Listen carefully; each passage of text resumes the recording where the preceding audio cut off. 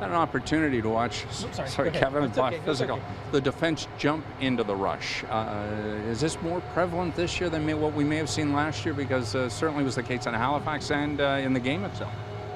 I think we started to emphasize it a little bit at the end of last season. I think we have pretty good skating defense, and in this day and age, you need 4 guys up in the rush if you want to score goals on the rush. And teams are just too good defensively in terms of having a back checker and a high F3. So to create numbers, you need a 4th guy sometimes.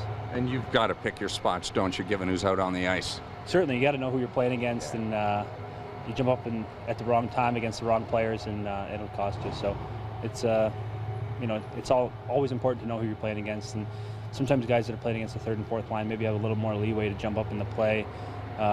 Guys playing against the top line, you got to be a little bit more careful because one chance can really cost you.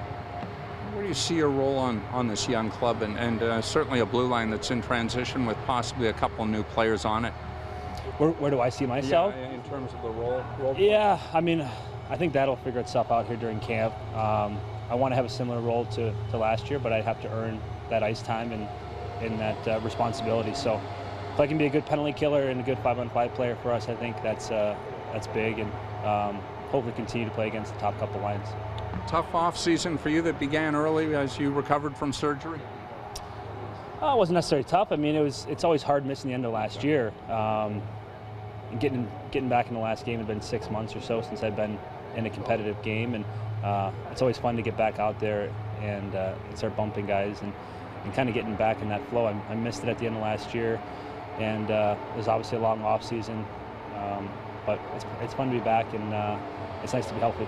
And I guess you missed 22 games. Your body's got to be that much fresher. I think JVR said as much yesterday about himself.